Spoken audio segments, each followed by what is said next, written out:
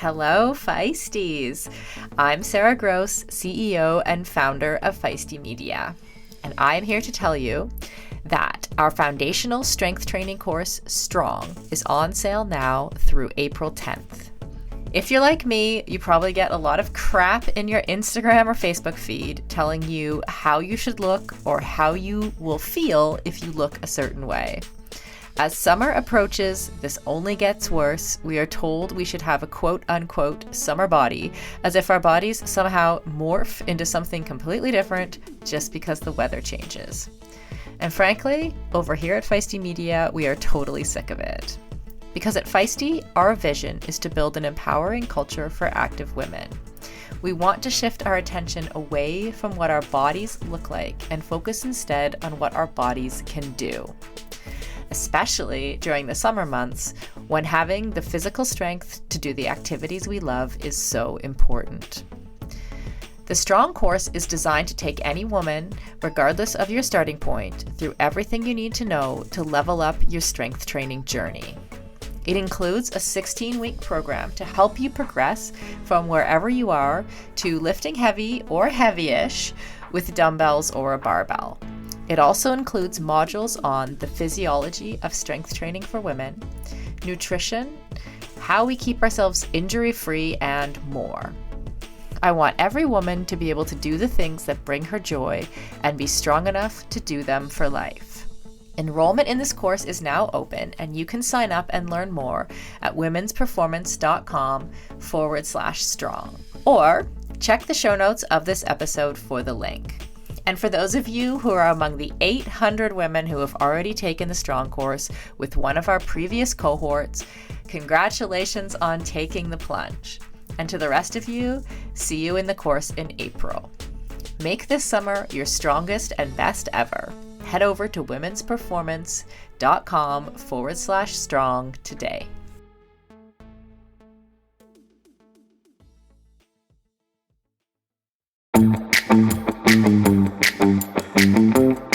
Welcome to All Bodies on Bikes, the podcast, where all bodies are good bodies, all bikes are good bikes, and all rides should be celebrated. All Bodies on Bikes is a movement to create and foster a size-inclusive bike community. So join your hosts, I'm Maggie. And I'm Marley. As we explore the complexities of the biking world, help us break down barriers and create the world that we want to see. And don't forget that all bodies really means all bodies, not just larger bodies, but bodies of all sizes, ages, races, abilities, genders, sexualities, and beyond. Come along for the ride.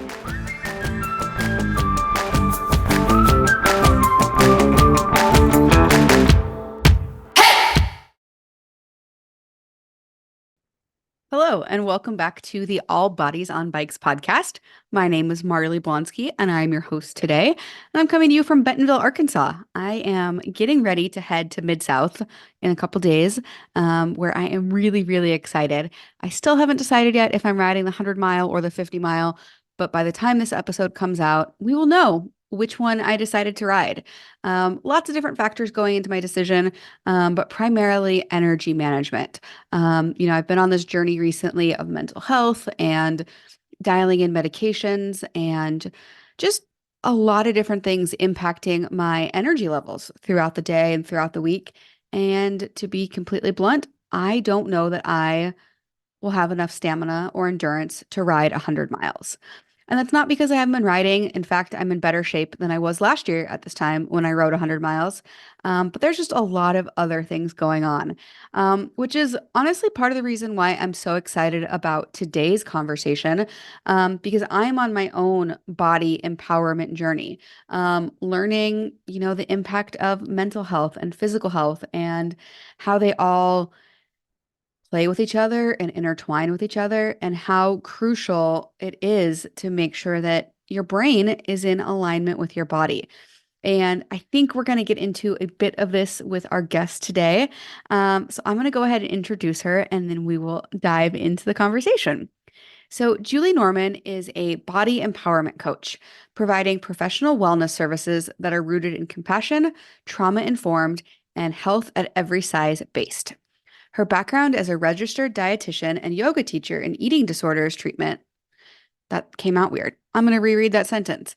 Her background as a registered dietitian and yoga teacher in eating disorder treatment, plus 25 years of personal recovery, inspire her to mainly serve clients seeking deep and lasting peace with their bodies, food, and creative gifts so they can live more fully. I met Julie recently at the Raise Indoor Mountain Bike Women's Weekend in Cleveland. If you follow me on Instagram, you probably saw that there. I was way out of my comfort level and, learning to ride BMX bikes and learning some new skills on my bike, which honestly, I highly recommend for anybody. If you're primarily a gravel cyclist, get out and do some mountain biking. If you're a roadie, maybe try taking a mountain bike class, I think switching it up every now and again can be really good to just reset our relationship with bikes. So anyway, Julie and I connected there and we hit it off immediately. And I knew that I wanted to bring her onto the podcast. We initially first connected over size inclusion work. And then at the very end, one of the sponsors had provided, they called it a high protein weight loss supplement. It was basically like a protein powder. And her and I just kind of rolled our eyes at this entire weekend had been so incredible and so empowering for women of all shapes and sizes and ages and types of bike riding. To then at the very end, I mean, we love our sponsors and we're grateful for anything we can get from them, but it just felt a little silly to be given a big old protein tub that was specifically designed for weight loss. But her and I were able to connect about it and about how insidious diet culture is. So I'm really excited for Julie to join us on the show. And let's get into the conversation. Julie, thank you so much for joining us on the show today. Yay, I'm so excited to be here. I feel so honored. As you should be. Yes, exactly. It's funny when we met in Cleveland a couple weeks ago and like immediately bonded. I think one of the first things I might have said to you was, you need to come on the podcast. Yes. And I was like, oh my gosh, please. I got home and told my sister-in-law and she was like, what? You met Marley? And then now you're gonna like be on the podcast. She goes, are you guys like friends now? I said, I don't know. I dropped her back off at her hotel. Maybe. I don't I mean, I think so. Yeah. Yeah. like, So yeah. yeah, I'm really excited to be talking to you. This is a topic that we haven't talked about much on the podcast. And so I'm really excited to dive into it. So I guess, yeah, let's just start. And I do need to warn folks, I officially adopted a new dog this week, but she has found her voice. The first couple weeks I was fostering her, I was like, this dog doesn't bark. This dog is so chill. Turns out she just wasn't comfortable yet. So you might hear some barking, but we'll try and keep it to a minimum. Well, hey, Julie, I already read your introduction, and I am really, really excited for this conversation. So you are a body empowerment coach. Can you explain just what that is and kind of how you do your work? Absolutely. And honestly, that's like a newer phrase I've gone with. It's, everything's an evolution, I feel like, in our lives. But to speak right to that, and then I'm sure we'll hit, kind of the history of my career. But I just feel like here we are on this earth in bodies, and it's just ridiculous that we get distracted and burdened with body image issues that then disempower us, because the body is right after being a soul, and I'm going to go right into like the yoga woo-woo stuff, right? Please, that's what we're here for. Is like, then we're in a body. So it's like the foundation of who we are. All right. So it gives us a basis for everything. If you're familiar with the chakra system, the root chakra, that is our body. It's a foundation. So we kind of got to go down and be in our bodies to go up. We can't be in this place of like literally trying to not be in our bodies, which is so much of what diet culture is. It's literally what an eating disorder is like, I'm just going to reject this idea of being in a body at all, which makes sense because it's like a lot. Yeah. We feel through our bodies. We, get our intuition through our bodies. That's not always convenient because your mind doesn't always want to go along with your intuition, right? It's a little bit inconvenient.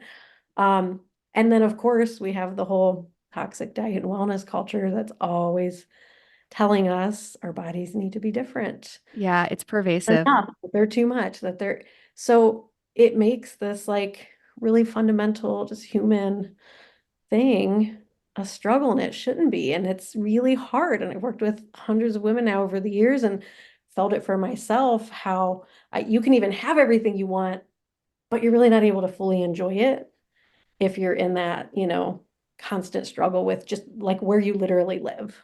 Yeah, that makes so much sense. I've always said, not always, once I came to a place of peace with my body, because I did struggle for a long time of trying to make it smaller. And I haven't told much of that story, but I think a lot of us have had that experience.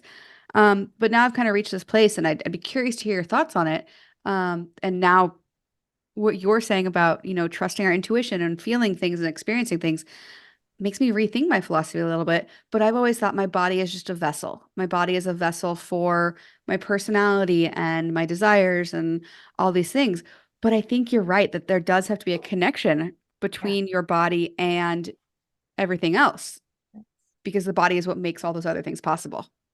Yeah. Yeah.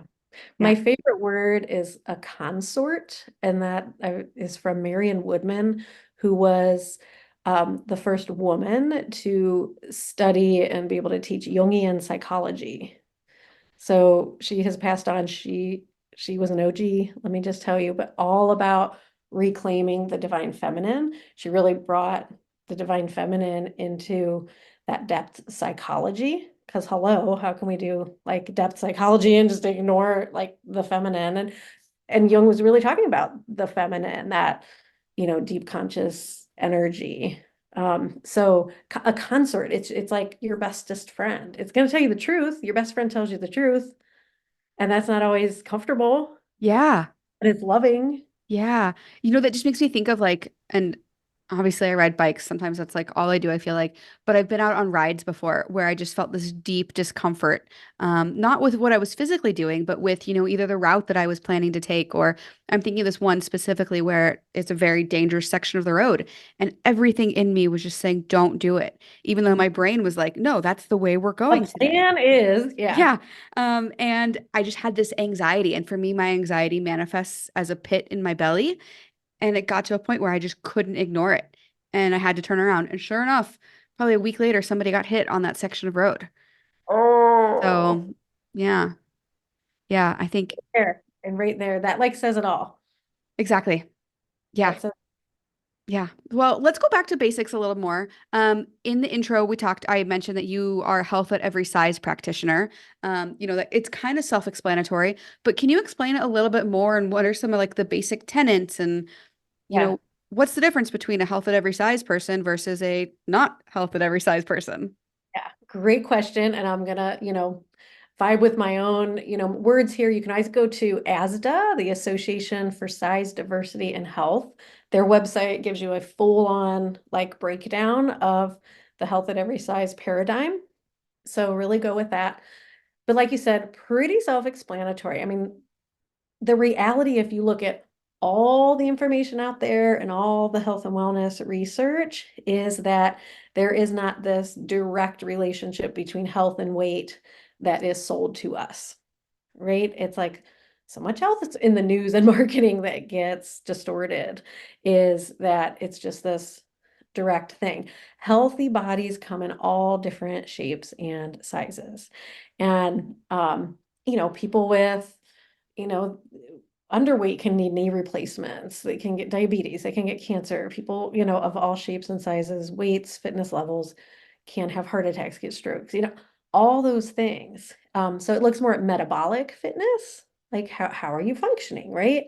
What is blood pressure? What is, blood lipids? What are your, protein levels, all that, enzymes, hormonal function, metabolic fitness. It also looks at holistically, because health isn't just that. Yes, the body's important, body empowerment, but your mental health, your social health and well-being, and we know you're social beings and all of that, matters. So the size inclusivity of things is very health promoting in health at every size rather than the weight-based paradigm that we have. So many people struggle with access to the right healthcare because in a weight-based paradigm, because it's just, lose weight is prescribed for everything. And so people might miss. Well, my knees hurt, lose weight. Well, do you actually have a torn meniscus? Like losing weight isn't going to fix that, you know? Um, so yeah, it's exactly that. And then it helps people instead of focusing on just lowering their freaking BMI, they're actually focusing on adding nutrient-rich foods to their diet, seeking joyful movement, which is such a big part of your work, which I Yeah. love. Again, attending to other aspects of your life, not just being so stressed. I mean, the whole orthorexia thing, which is the obsession with clean, healthy eating, that creates so much stress. And you can be doing all the like eating all the superfoods and all these things, but if you're constantly stressed and so afraid of getting sick or afraid of gaining weight, we know stress across the board is the worst thing for our health. Yeah. Stress. And that can affect anyone at any size, weight, or shape. So yeah, it's Yeah. a broader lens. It's kinder, it's more compassionate, it's positive rather than fear-based. It's more, I think of it that way, like it's more love-based and trust-based rather than fear-based. And it also speaks to the fact that like we can do quote unquote all the things right. We're not in total control of our health. Yeah. There's so many, I mean, and there's so much research coming out about that, about epigenetics and, you know, all, social determinants of health and the Yes. zip code you live in for, it impacts so many things from asthma to, you know, all sorts of different things, lead levels in water. But yeah, I thank you for explaining that. It made me think about some of the different healthcare practitioners and yoga teachers that I've interacted with over the years. And there is just such a stark difference when somebody is health at every size informed and uses that framework. I was also curious about trauma informed. So I had a trauma informed tattoo artist, which was really fascinating. But I would love to hear about how trauma, like being well versed in trauma, impacts your yoga teaching and your daily practice in what you Absolutely. do. Yes, that's such a huge part of my background. I'm a trauma survivor myself, so that's huge and important. And I learned, years into my recovery that, oh, maybe my trauma is why I developed an eating disorder because all of those emotions around the trauma that I had no idea how to feel through and process at the time are like, stored in my body.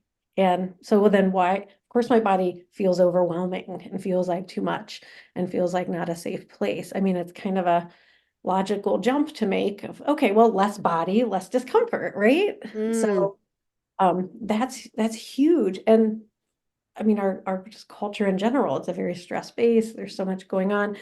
Even if people don't have big T trauma, we're kind of all a little traumatized in yeah. these. But trauma informed is number one, giving people ultimate choice and autonomy. So it stays away from do this way, and forcing things. The languaging is very different. When people hear me teach, they're like, instead of saying, okay, put your right foot up, okay, go into a low lunge, okay, come to stand in mountain pose. It's maybe next you would like to explore moving your right foot forward. If that feels good for you, maybe you move back and forth a little bit. If you feel like standing up today in your practice, find the best way to a standing position for you. Mm, So you're offering choice, you're showing all the options, and size inclusive, also every size based, you show the most accessible option first. Because you man. get yoga a lot, you'll see people like, okay, here's like, this giant pose. But if you can't, do that, and it's, it clearly shows a hierarchy Yeah. and really brings in that like duality, like the good and the bad, which is That the complete opposite of yoga. Yeah, that's been unfortunately my experience with a lot of yoga classes is they go straight into, not straight into, but working up to inversions. And then it's like, oh, if you can't do this, just hang out in child's pose or feel free to get into shavasana. Like, isn't there something in between? Like besides just laying on the floor and doing an inversion? Like, give me some more options here. Yeah. And So we're taught in yoga, like teach to beginner's mind. Like you should always come back to beginner's mind, right? mm, even in your own practice, like even if you practice for 20 years, come back to pretend you've never done warrior one, even though it's your, 1 millionth warrior one. Staying in that open, receptive, um, unconditional positive regard place and Yeah. discover through that connection to your body. Our yoga here, no surprise, it's become so, driven by the mind. Ultimately, at least in the tradition of yoga I study, Kripalu, you really do all the organized practices just to get yourself back to a place where you can move from intuition. It's Mm, meditation in motion. interesting. So, yeah, so that's because, we get in our heads, we get disconnected from our bodies, we don't trust our intuition. Even the word guru, which for a period of time I called myself body image guru because everybody was like, you're so cool, you like your body. Like it was this like funky, weird thing, circus act. Is like, shouldn't we all Yeah. our bodies? Because the word guru means from darkness to light. I And a did not guru, know that. isn't that fun? And a guru is simply someone to help reflect back to you and guide you back to your own guru within, your own inner wisdom. I can see why people would call you a guru then if you are, reflecting that and guiding, in whatever in the body empowerment practice. Yeah. Um, well, I have kind of a personal question, and please feel free to tell me if it's not appropriate. But you speak pretty candidly about your own recovery from an eating disorder, which you talk about you've been in recovery now for 25 years. Well, So 30 I of guess, them turn 50 soon. well, happy early birthday. I know. I think birthdays should be celebrated and nothing to be ashamed of because Oh, I have think a of huge all the party planned. things. I'm a Gemini, huge party planned, of Okay, course. yeah, same. Also a Gemini. I love birthdays. But can you talk about why sharing about your own journey in recovery is so important? And then B, can you talk about why you talk about still being in recovery? I think a lot of us think of, oh, I recovered past tense from an eating disorder, or Yeah, can you talk about the how why using the active presence or active tense matters? absolutely. Um, First of all, my eating disorder, my first recollection of feeling wildly uncomfortable in my body. And I can remember like that phrase, like I feel fat, because that's how we communicate pain. I call it painful body image, is that's the phrasing we use. And I have a whole big long thing about why that is and what fat symbolizes in our culture. Oh, wait, let's talk about that because I call myself a fat woman and I use it as like an empowerment term. Um, Exactly. Which but as we should. Yeah, yeah, it wasn't for a long time. But, and I've talked about this publicly. By calling myself fat, that takes the power away from other people trying to use it negatively. exactly. Yes. When people say I feel fat in that derogatory way or that negative way, what they're really saying is I feel, wildly uncomfortable, essentially in my human experience, the foundation of which is my body. What fat represents in our culture, and this is like the short and sweet version, is fat is pure energy. Mm, And what else is pure energy? The divine feminine, creative life force, Shakti. We are pure energy, like the foundation of who we are. Fat is associated with the feminine, with emotion, intuition, creativity, and desire. And these are things that aren't very welcomed in a patriarchal culture. Not just for women either, those identifying as women. This negatively impacts those identifying as male as well, because they have divine feminine energy as well. They have yeah. chakra as well.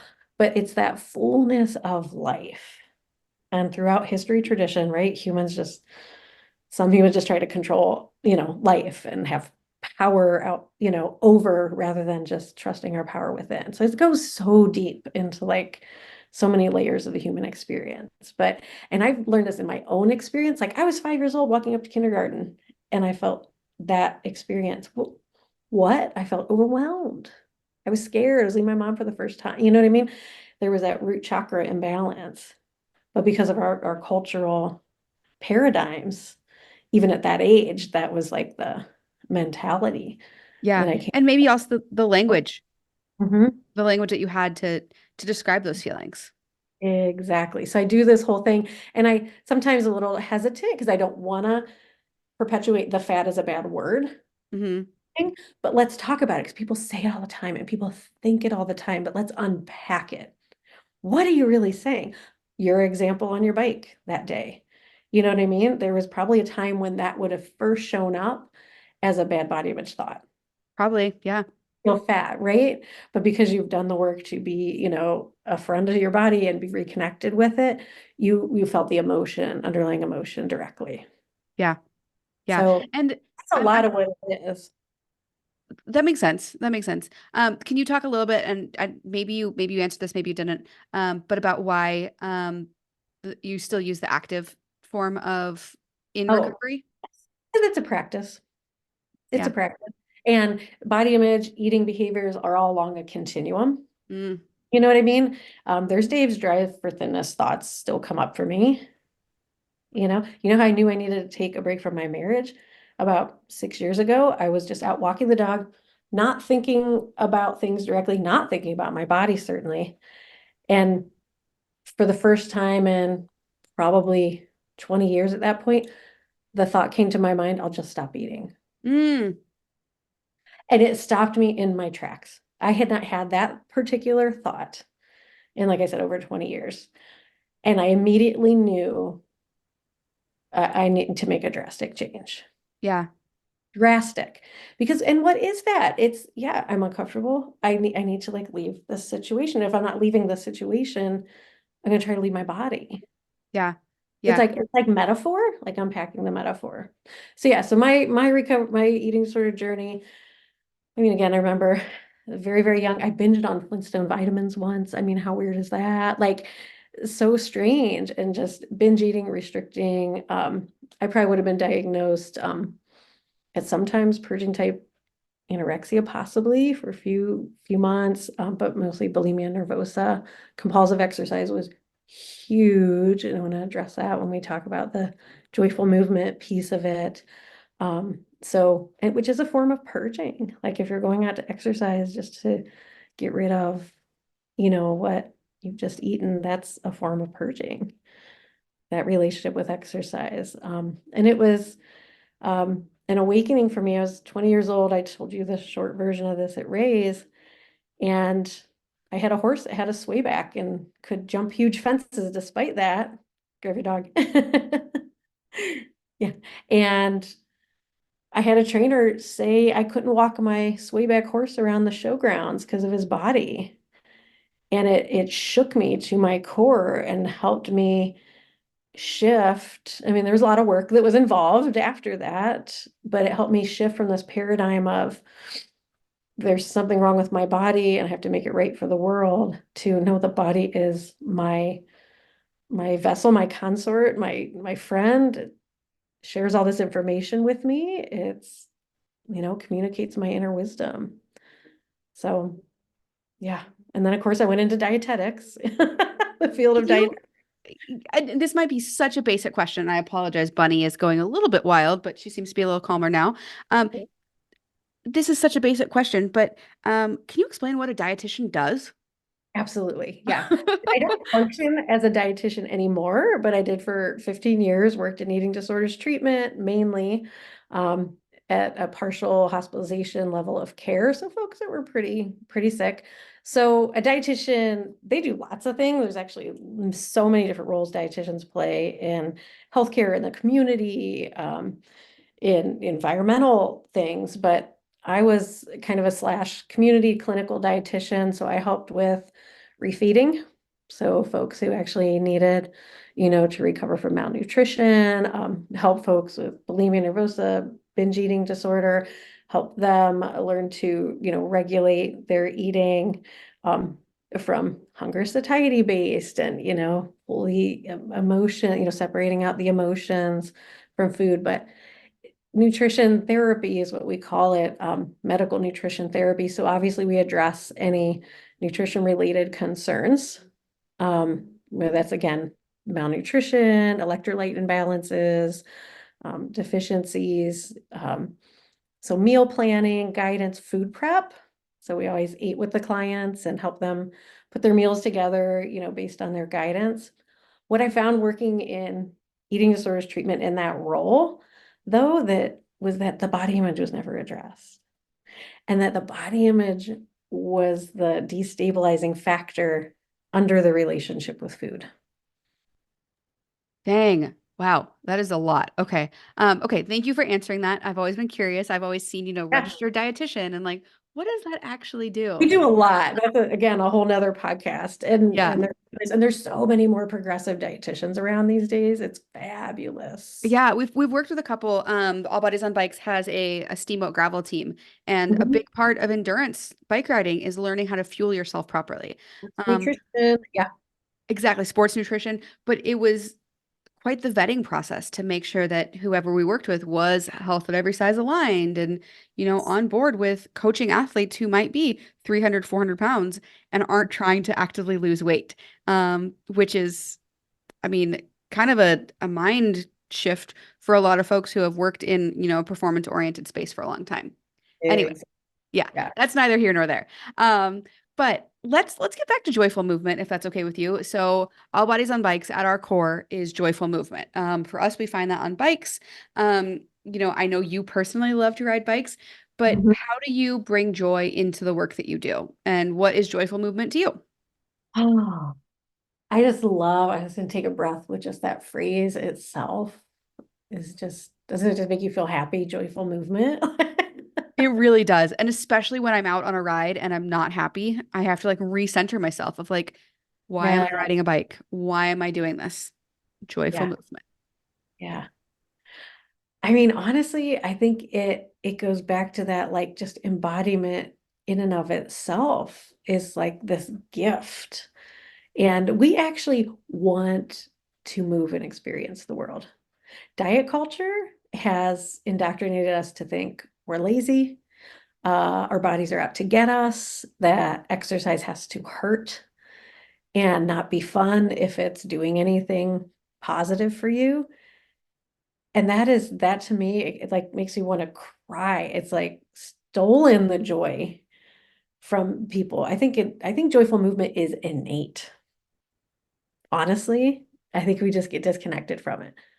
And we can Yeah. have our egos and egos, a loaded word, but like if we didn't have our conditioning in the way, we'd be out playing in the sprinklers and jumping on our bikes and our big wheels. Remember big wheels? I don't know if Oh, you're yeah. oh my God, I love big wheels. And playing tag and just being goofy, like and dancing. Oh my gosh. Dancing is Like so joyful. dancing is so joyful. And if people let go and just let themselves dance, everyone assumes they're drunk and it's like people can just like be uninhibited and embodied. Like that's not a pathological thing, Yeah. Yeah. you know? Sometimes when I'm having like a bad mental health day, and finding movement is hard, or, it's just I will not be getting out for a ride that day. I will find myself impulsively dancing in my kitchen as I'm making food, and I just lean into it. I lean into the goofy and the awkward, and I literally dance like nobody's watching. Well, A, because there's nobody watching, I live alone. But B, because it really does feel so good just to disconnect from the outside and reconnect to the inside. Get out of your head, like literally get out of your head and Yeah. into whole self. I heard the greatest quote this morning. Alanis Morissette was on Glennon Doyle's podcast, and they didn't like stop and talk about it because I was like, can we just make the whole podcast about that statement? She said, I'm on a wholeness journey, not a wellness journey. Oh, I like that. She Yeah. said, I don't use the word wellness because it's been co-opted to just another thing to make people beat up on themselves. And I was like, oh my gosh, louder for the people in the back. Can you Yeah. Yeah. Seriously. Yeah. I often don't use the word wellness either because it just makes me think of, traditionally slender women walking through Whole Foods in their Lululemon get up or whatever the the it hot brand of the yoga, moment are is. you doing your, juice cleanses and not Yeah. to pick on people, but like, come on, it's just so like it's so misogynist. Yeah. And limiting. It's really limiting to a person's wholeness. Like you said, it really, I don't know, compartmentalizes people into just their body or just the food that they're eating as opposed to approaching life as a whole person.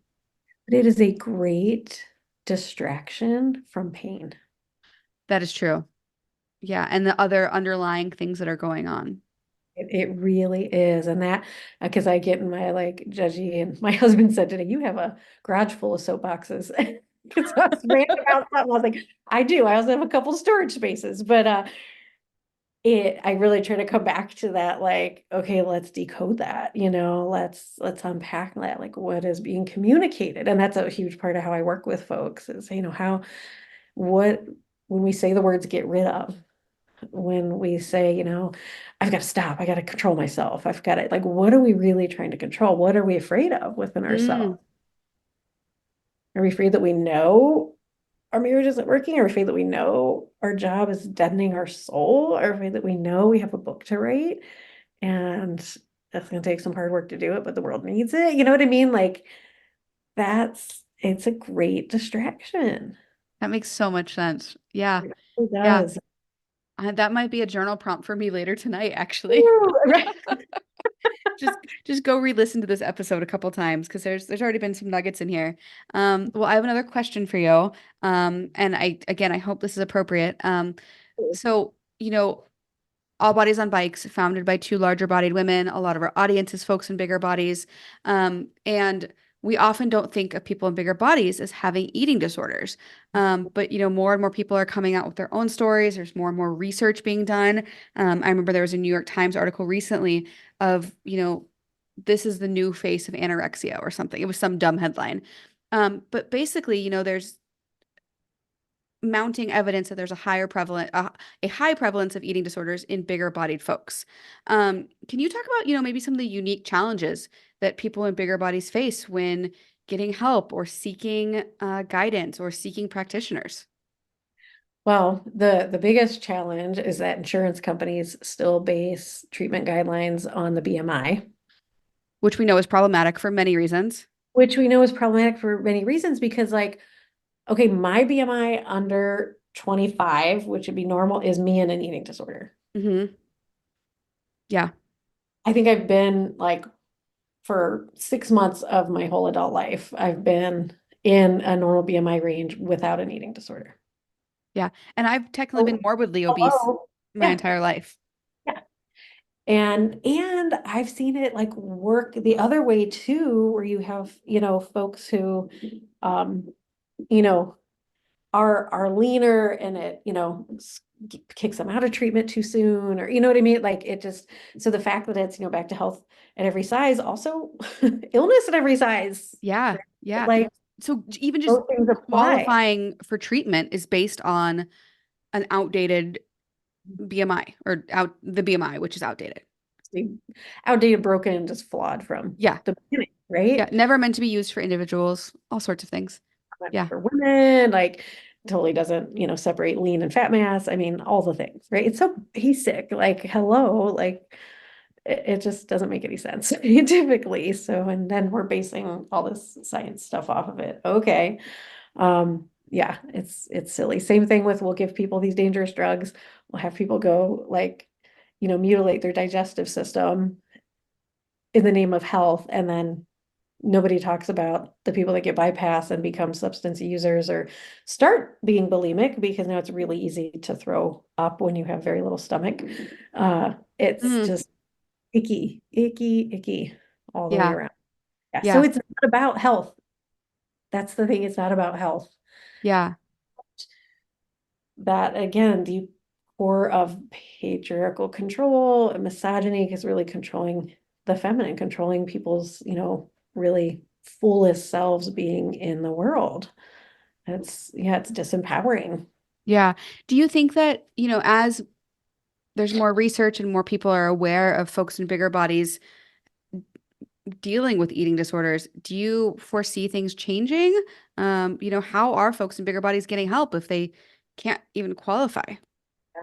Certainly, I hope so, because I think just, the treatment centers are just going to keep seeing, you know, the same people show up on their doorsteps. I mean, another big challenge is just the fat stigma, even in treatment providers. Mm, That whole thing, not believing clients in bigger bodies that they're really restricting their intake, and they may be in a bigger body because they've been starving their body for so long. And hello, our body homeostasis. It's trying to, or that's just their genetics, right? Their body is fighting to stay in that place, thank God.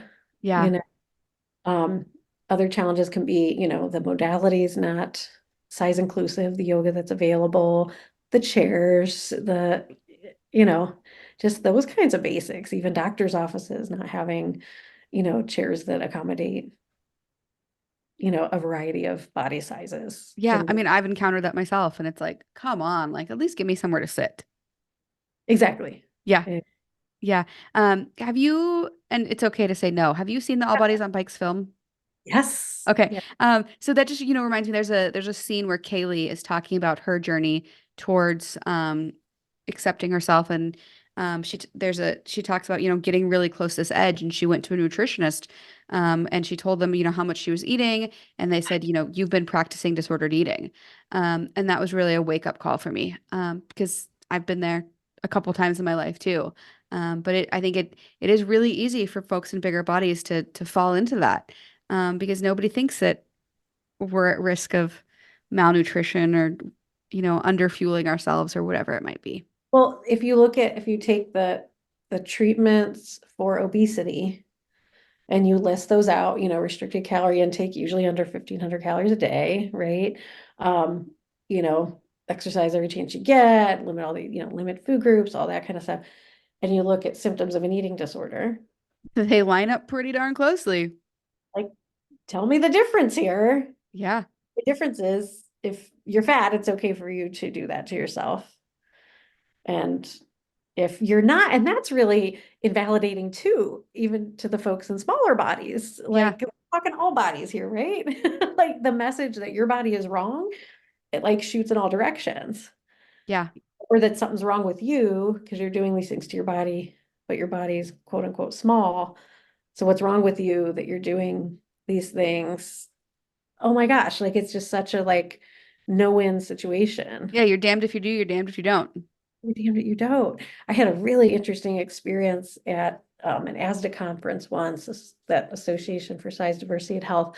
I had actually been through a lot of life changes at a point, and my body weight had shifted down to a place I didn't know where it was because I don't weigh myself. But there was a lot of emotional stuff going on. But I was like so excited to go to, this event because I knew I'd be in a warm and loving space, as my people, right? And I was sitting at a table and had a social interaction where a woman mentioned being oinked at in the gym, like that someone actually made like a pig noise towards her. And I was just like, oh my, that's horrible. I can't believe that stuff still happens. And she like looks over at me and she's like, well, of course you wouldn't understand that. You have thin privilege. Mm, And I mean to tell you, like it just, and I do think thin privilege is a thing. Don't get me wrong. That is a thing. But it was like my whole life, I've never, even though I had an eating disorder, like there was only a few months maybe where I like would have looked the part, right? When I was in my worst, my eating disorder, I looked like a freaking fitness model. Like I looked like how people wanted you to look, right? yeah. And juicy, like thighs and buns and all that.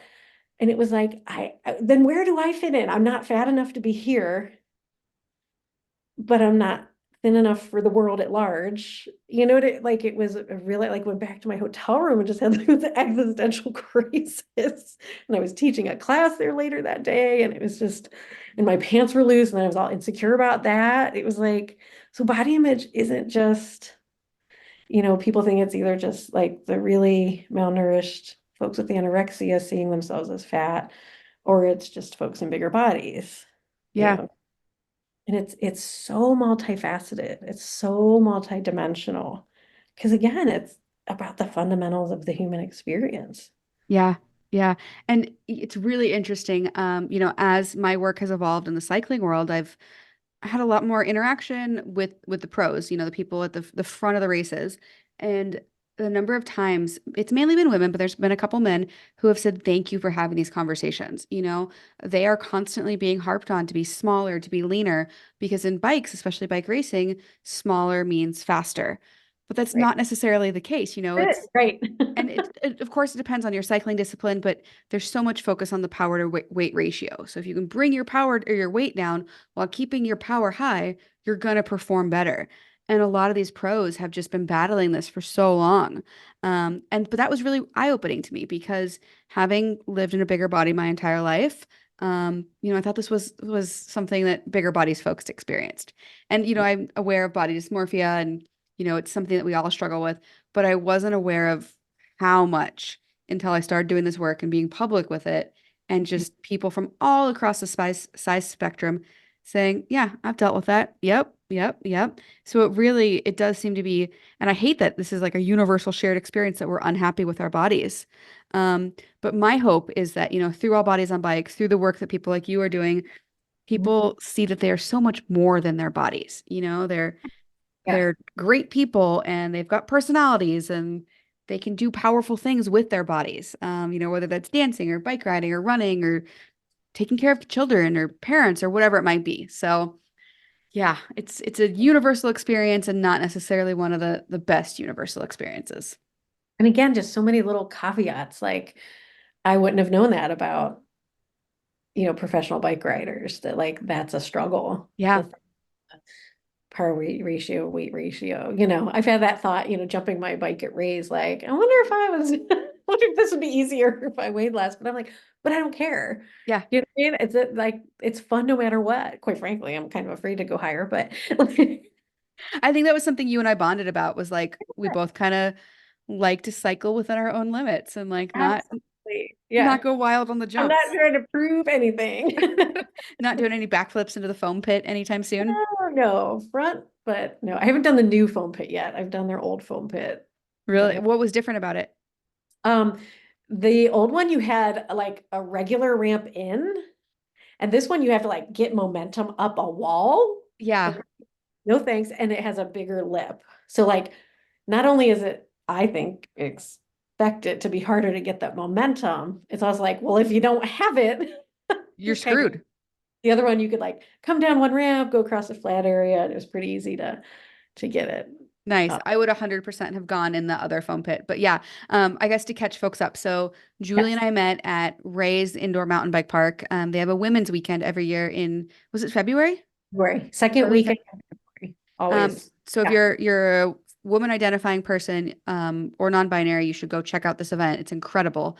Oh, But it's a 110,000 square foot old parachute factory that they have turned into this epic indoor mountain bike park. So there are jump lines and BMX areas and skinny trails and cross country lines and rocks and like you rocks can, and yeah, yeah, literally anything you can imagine. But we met on that weekend and we were sitting in what's the name of that room? Priority? It's the priority room, profile. the profile room.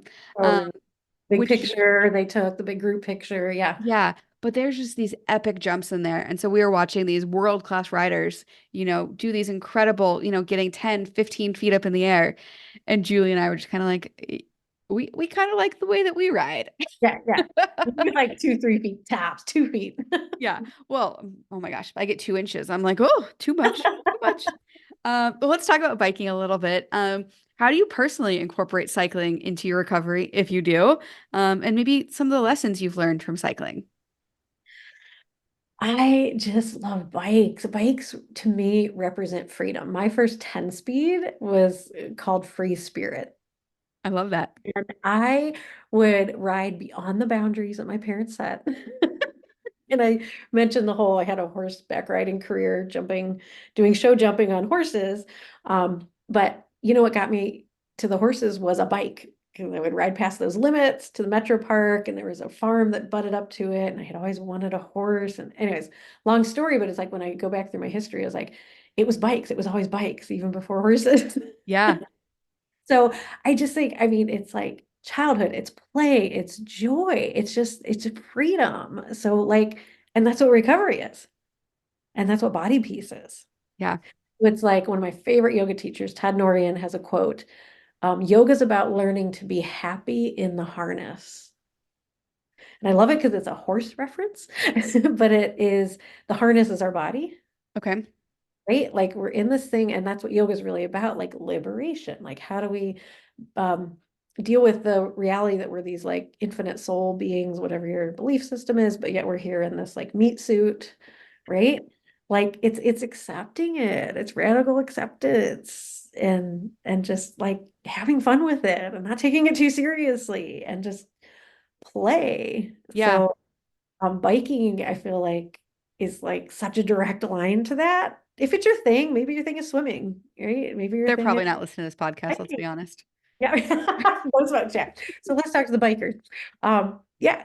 Do you ever not feel free on your bike? Come on, it's just great. It's the word in yoga is moksha, liberation, I love freedom. that. Yeah. No, I think you're right. The bike is it's a toy. And Yes. it could let me be clear, it is also a tool. It is an incredible, probably one of the best inventions or most Oh my impactful gosh. inventions. But Right. I think at its core, it's a toy. It's fun. It's joyful. It, like you said, it brings freedom. What kind of biking do you do primarily? Is it primarily mountain biking? Primarily mountain biking. Yep. Not a big road biker, although I have like an old, and she just keeps on going, bike that I'll ride around like our little country roads here and around the reservoir. And I love that too. Enjoy that. Of course, my favorite is just blazing through the woods. I have a Yeah. transition spur, full suspension mountain bike. I'm a transition girl. For those you bike brand junkies out there, uh, my dirt jumper that I ride at Ray's, the indoor bike park and outdoor pump tracks. That's also a transition PBJ. And I love it. I mean, I talk about them like they're my children. I don't Uh, have children, so my bikes are my children. I know. I mean, it's great. My I mountain bike. spend enough money on them that they might as well be children. Well, there's that. I used to say, well, it's cheaper than riding horses, and that's really getting close to not being true anymore. Mm. My husband and I laugh when we put all the bikes on our vehicles now. We're like, yeah, I think the bikes are worth more than the vehicle. Yeah. Oh, that is 100% the case All together. in my case, for sure. Yeah. It's funny thinking about horseback riding, and this is not on our list of questions, but I haven't Mhm. ridden a horse in many, many, many years. I think because I kind of wrote it off as an activity that was open to me because oftentimes Mhm. the weight limit is really low. Yes, And I get that it's a living being. We don't want to absolutely. burden them unnecessarily. Um, but yeah, I I haven't thought about that in a long time, and maybe I'll look back into that. It's fun. I mean, I only like trail ride occasionally now, like when we're on vacation and stuff. I kind of went through a full circle with that of like, I originally like was drawn to horses because they also represent freedom Mm. from a spiritual perspective. And my riding career kind of got caught up in, I mean, it was really fun. And the horse I had was just a dream. When it changed it, but like I never wanted to seek like doing that with another horse and kind of came back around to just being around horses and actually am trained in a modality where horses are used in therapy. Oh, I cool. don't do a lot with that actively right now, but horses are because they're prey animals and just kind of their spiritual place in this, in the Native American tradition, they reflect how we're really feeling when we're not aware of it. So they're great for folks like in an active eating disorder who are really disconnected and emotionally incongruent. Like the horses draw that out in the most non-judgmental way based on how they interact with the clients. So it's really freaking cool. And a horse was a big part of my healing process. That's so cool. Yeah, I've definitely seen horses being used for therapy for, for kiddos. But I hadn't ever thought about it with adults. But that makes so much sense. Even when you go and like pet a horse on the side of the road, there is often like a connection. You can see their eyes and you can feel their soul, and I'm sure they feel what's going on with us too. Kind of kid-like, like with the Yeah. bike as well. There's a little bit of like, we used to be excited about bikes, and a lot of kids were excited about horses. And I would, if you are, say, on vacation somewhere and you're interested in like trying horseback riding, just call the place and say, hey, I'm in a bigger body. Do you have a horse that could accommodate? Here's how much I weigh. And they often do have animals that can, accommodate different body weights. So yeah, That's such good advice. And, that's approaching not it, good right off. yeah, and approaching it from a place of non-judgment, just calling and saying, "Hey, this is what I'm working with. Do you have an animal that can help?" And That body honestly, neutrality. exactly. Same advice for cyclists or for people wanting to ride a bike. There are bikes that can accommodate you at Yep, almost any weight. So please don't let that stop you from trying something you want to try. absolutely. Well, a couple last questions. Has been such a fun conversation, and actually, that last piece of advice is a perfect segue. Yes. So, do you have any other advice you can share with our listeners who we're all on this journey, honestly, towards body empowerment? But any advice for that journey? If it doesn't feel good, let it go from your social media feed.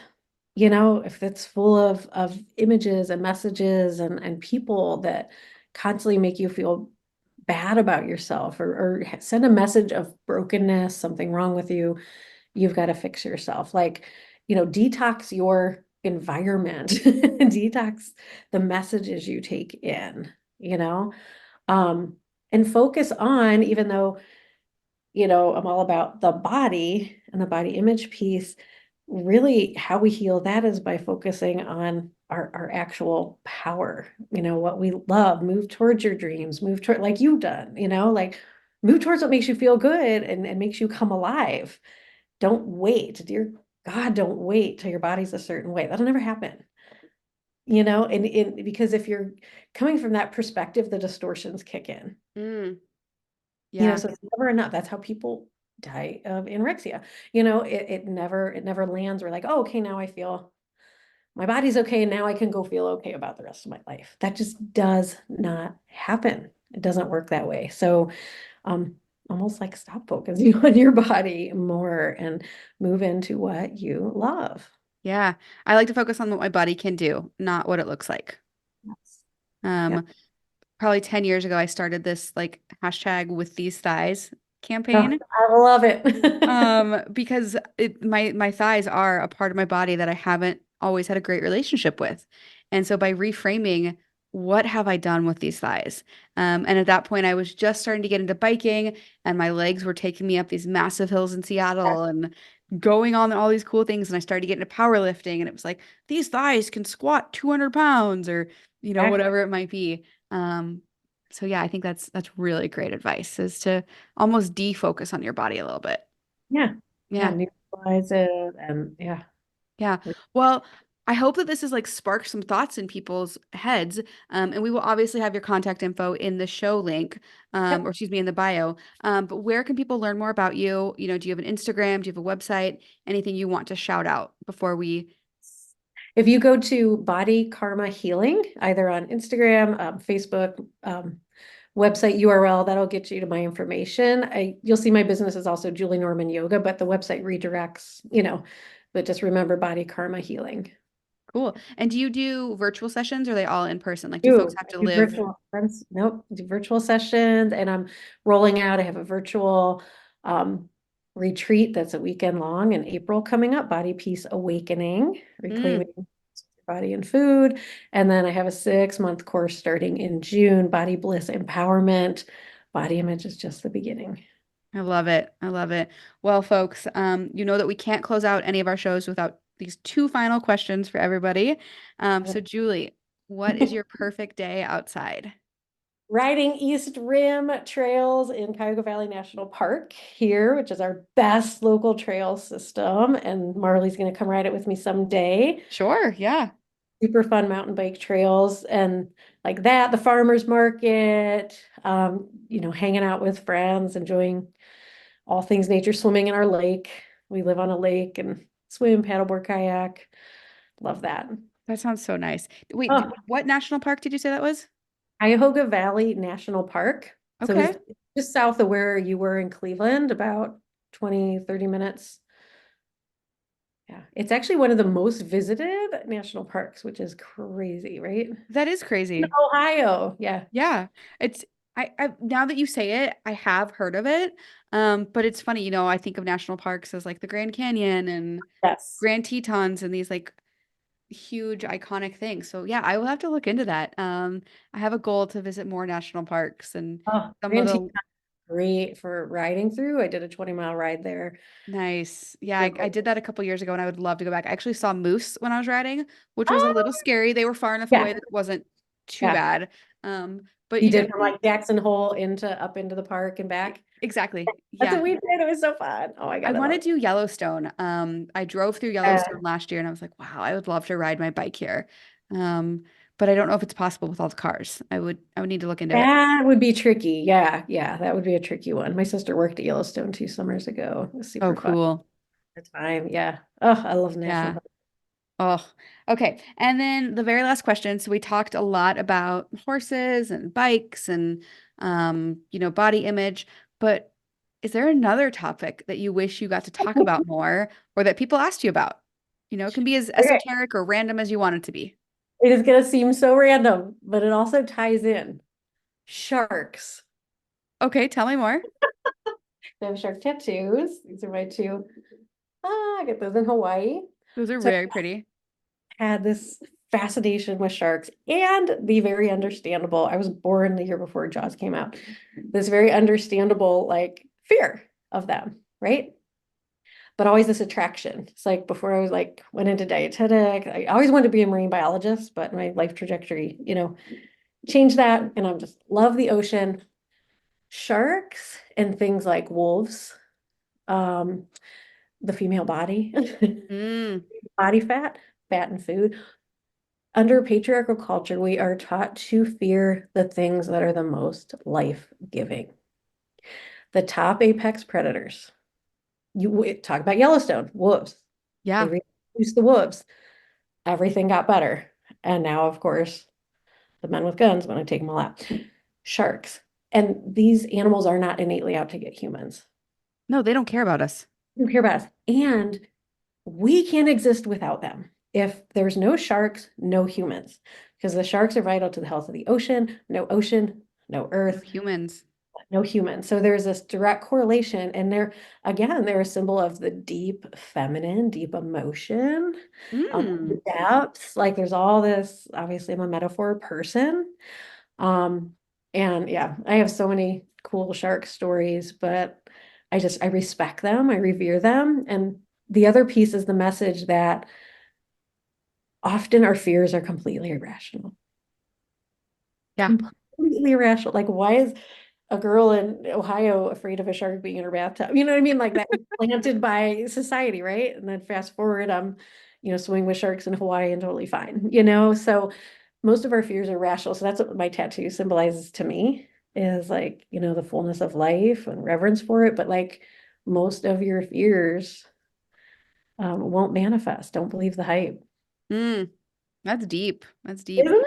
I know. I love it. I saw the question. I was like, sharks. Yes. There is a documentary. I was on a flight. I saw it on a flight, so I don't remember the name, but it was basically about the reintroduction, or they're trying to eradicate sharks off of Cape Cod, basically. Have you seen this documentary? No. I'll send it to you. It was really, really interesting because there have been a couple shark attacks, but because of the way that the waters are warming, sharks are Yes. moving, and there's just this fascinating interplay of humans who are going to vacation at the beaches, thinking that they deserve shark-free waters and all Why do these we take biology. priority? Like that's Julie, we're humans. We deserve everything, don't you know? let's go back to joyful movement. Anyway, I I will know. find the name of this documentary. I will send it to you. I will put it in the show notes. But yeah, sharks. I didn't expect our conversation to go that way, but that's why we asked that question. Gemini, right? Exactly. There Yeah. it is. What can I ask what day your birthday is? June 3rd. June 3rd. Okay, I'm May 21st. So 21st. You're I on was the early side. Yeah. exactly. It's almost Gemini season. Get ready, folks. Look out. Summer fun. Yes. Yes. Well, hey, Julie, this has been such a great, wide-ranging conversation. Lots of things for me to think on, to journal on. I hope our audience found it useful. And please do look up some of these things. Look up health at every size, look up ASDA. And I'd encourage you to, rethink your relationship with your body and is it a healthy one? Or is there some work to be done? And to be honest, Worrying to you. I'm yes. worrying. Yeah. Yes. And we all have work to do, even if you have a healthy body Practice. image. It's a So, practice. Hiking, yoga, body image is all a practice. yes. Well, be well, my friend. And thank you for joining us on the podcast. You're welcome. Thanks, Marley.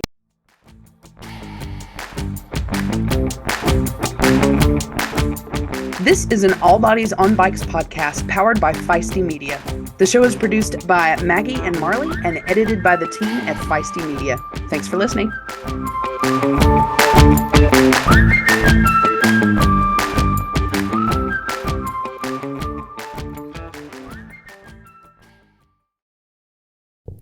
Are you tired of getting caught in the rain with poorly fitting, flimsy rainwear? Well, let me introduce you to Cleverhood, makers of thoughtfully designed, durable, and size-inclusive rainwear. Cleverhood is designed by women, but is made for everyone who wants to embrace the elements and enjoy the ride, no matter the weather. Cleverhood was born out of the need to make rainy days into happy days, and with multiple choices of styles and sizes, all bodies can stay dry, visible, and happy. Maggie and I especially love their rain cape. Literally, the only thing you need to fit is the head hole. Otherwise, it just fits. It's so cute and functional, and I feel like a superhero when I ride my bike in it. All of Cleverhood's designs have reflective elements thoughtfully integrated, including an option to customize it with the All Bodies on Bikes logo. They're also sustainable, with most of their fabrics made from recycled fibers and PFC-free DWRs. Social sustainability matters to Cleverhood too, and they only work with certified producers who follow labor and environmental standards, and they give nearly 5% of their profits back to community organizations, including All Bodies on Bikes. So whether you're commuting on a dreary morning, walking your dog in the rain, or waiting for the bus, Cleverhood is a great option. And remember, you can use the code ALLWEATHER for 15% off of your order.